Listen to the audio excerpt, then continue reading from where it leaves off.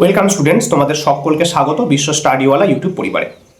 আজকে আমরা মূলত যে বিষয়টি নিয়ে আলোচনা করতে চলেছি, তোমরা যারা 2026 সালের উচ্চ মাধ্যমিক পরীক্ষার্থী ছিলে, তোমাদের রেজাল্ট প্রকাশিত হয়ে গেছে। অনেকেই নিজেদের প্রাপ্ত নাম্বারে অসন্তুষ্ট থাকায় পিপিআর এবং পিপিএস করেছো, মানে রিভিউ এবং স্কুটিনি। কেউ করেছো তৎকাল পিপিআর এবং পিপিএস, আবার অনেকে করেছো নর্মাল পিপিআর এবং পিপিএস।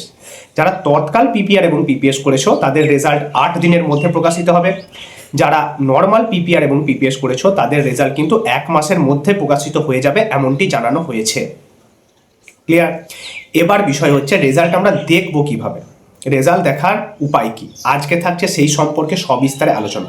যারা নর্মাল করেছো, যারা তৎকাল করেছো, সকলেরই রেজাল্ট দেখার উপায় কিন্তু একটি। আজকে কিভাবে তোমরা নিজেদের রেজাল্ট দেখবে সেটি হাতে কলমে ধরে দেখিয়ে দিচ্ছি। মনোযোগ সহকারে ভিডিওটি শেষ পর্যন্ত দেখো, তাহলে নিজের রেজাল্ট নিজেই চেক করে নিতে পারবে। ক্লিয়ার? আমি যাদের আবেদন করে দিয়েছিলাম তাদের ইউজার আইডি এবং পাসওয়ার্ড আমি প্রোভাইড করে দিয়েছি, আশা করি কোনো সমস্যা নেই। ইউজার আইডি এবং পাসওয়ার্ড যদি তোমার জানা থাকে, এই পদ্ধতিতে তুমি নিজের রেজাল্ট দেখে নিতে পারবে। দেখো, আমি কমেন্ট বক্সে একটি লিঙ্ক দিয়ে রেখেছি, তোমাদের কিচ্ছু করতে হবে না, জাস্ট ওই লিঙ্কে তোমরা একবার টাচ করবে। লিঙ্কে টাচ করলেই তোমাদের সামনে এরকম একটি পেজ কিন্তু ওপেন হয়ে যাবে। বেশি খাটাখাটনির প্রয়োজন নেই, একদম সরাসরি লিঙ্কে টাচ করলে এই পেজের মধ্যে তোমরা কিন্তু প্রবেশ করে যাবে। এই পেজে কি লেখা রয়েছে দেখো, লেখা রয়েছে স্টুডেন্ট ড্যাশবোর্ড এবং account option, new applicant, already registered, sign up এবং সাইন ইন। তোমাদেরকে এই সাইন ইন বলে যে অপশনটি রয়েছে, সবুজ রঙের যে বক্সটি রয়েছে, এই বক্সে তোমাদের ক্লিক করতে হবে। ঠিক আছে? এই সবুজ রঙের বক্সে যখনই তোমরা সাইন ইন অপশনে ক্লিক করবে, তোমাদের সামনে কিন্তু একটি নতুন পেজ খুলে যাবে। কেমন পেজ খুলবে দেখো, ঠিক এরকম একটি পেজ কিন্তু তোমাদের সামনে চলে আসবে, যেখানে লেখা রয়েছে sign in with your HS council account. এখানে তোমাদের ইউজার নাম দিতে হবে, পাসওয়ার্ড দিতে হবে এবং কালো রঙের বক্সে যে ক্যাপচাটা রয়েছে সেই ক্যাপচাটা দেখে দেখে নিচের ঘরে পূরণ করতে হবে। ইউজার নেম কি স্যার? যখন তোমরা ফর্ম ফিল আপ করেছিলে তোমাদেরকে একটা ইউজার নেম এবং একটি পাসওয়ার্ড কিন্তু দেওয়া হয়েছিল।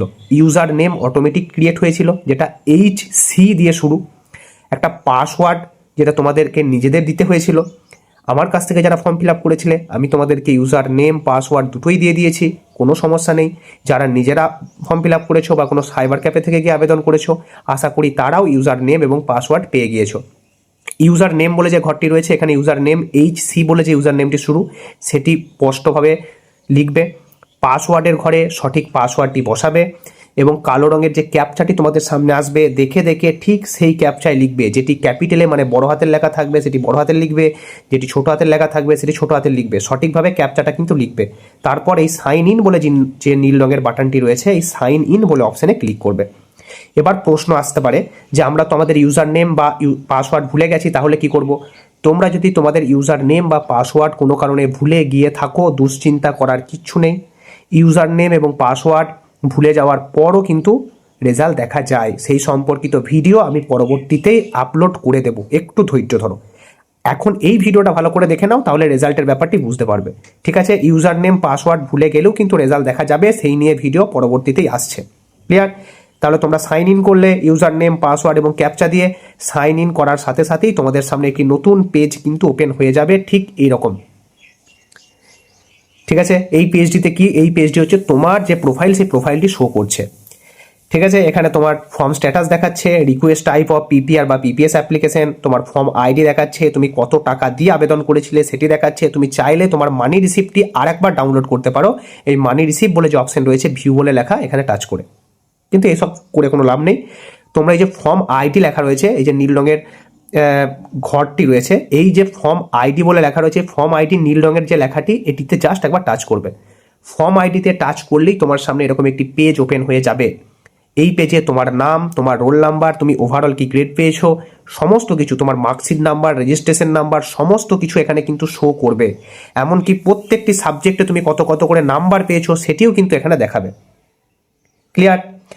এবার যারা আবেদন করেছো রেজাল্ট প্রকাশিত হয়নি তারাও এটি দেখতে পাবে, যারা আবেদন করেছো রেজাল্ট প্রকাশিত হয়ে গেছে তারাও এই পেজটি দেখতে পাবে। এখানেই কিন্তু তোমাদের রেজাল্টের আসল মজা। এখানেই দেখে নিতে হবে তোমার নাম্বারের পরিবর্তন হয়েছে কি হয়নি। কোথায় দেখবো স্যার? দেখো, তুমি যে বিষয়ে আবেদন করেছো সেই বিষয়টির পাশে দেখো পিপিআর বা পিপিএস বলে লেখা থাকবে এবং যত অ্যামাউন্ট তোমার লেগেছে সেই অ্যামাউন্টটিও কিন্তু লেখা থাকবে। এখানে যেমন লেখা আছে 200 দুটো সাবজেক্টে পিপিআর করেছে, দুটো সাবজেক্টে পিপিআর লেখা আছে এবং অ্যামাউন্ট আছে 200 করে। ক্লিয়ার? এবং তার পাশে একটি ঘর রয়েছে রেজাল্ট স্ট্যাটাস। এইটি হচ্ছে মূল গুরুত্বপূর্ণ একটি ঘর, রেজাল্ট স্ট্যাটাস। এখানেই তোমার রেজাল্টের যে পরিবর্তন সেটি কিন্তু দেখাবে। রেজাল্ট স্ট্যাটাস এখনও দেখাচ্ছে পেন্ডিং। কেন দেখাচ্ছে? কারণ এর রেজাল্ট এখনও প্রকাশিত হয়নি। যখন তোমাদের রেজাল্ট প্রকাশিত হয়ে যাবে, রেজাল্ট স্ট্যাটাসের এই ঘরে কিন্তু পেন্ডিং থাকবে না, হয় লেখা থাকবে রিভাইজ, না হয় লেখা থাকবে নো চেঞ্জ। ভালো করে বুঝবে, রেজাল্ট স্ট্যাটাসের এই ঘরে যে সাবজেক্টে তুমি পিপিআর বা পিপিএস করবে কেবলমাত্র সেই সাবজেক্টেই কিন্তু হয় লেখা থাকবে রিভাইজ বা নো চেঞ্জ। রিভাইজ মানে কি? রিভাইজ মানে হচ্ছে তোমার নাম্বারের পরিবর্তন হয়েছে। আর যদি লেখা থাকে নো চেঞ্জ, তার মানে তোমার নাম্বারের কোনো পরিবর্তন হয়নি, যা নাম্বার তুমি পেয়েছিলে সেই নাম্বারই তোমার রয়েছে, অপরিবর্তিত আছে তোমার নাম্বার। ক্লিয়ার? তাহলে যদি রিভাইজ লেখা থাকে তাহলে তোমার নাম্বারের পরিবর্তন হয়েছে, তুমি নতুন রেজাল্ট পাবে, স্কুলে গিয়ে যোগাযোগ করতে হবে। কিভাবে রেজাল্ট পাবে সেই সম্পর্কে ভিডিও আমি আগেই আলোচনা করে দিয়েছি, পারলে একবার দেখে নিও। আর যাদের লেখা থাকবে নো চেঞ্জ, তাদের নাম্বারের কোনো পরিবর্তন হয়নি, তাদের কিচ্ছু করতে হবে না, যেই রেজাল্টটি হাতে আছে সেই রেজাল্টটি নিয়েই সন্তুষ্ট থাকতে হবে। ক্লিয়ার?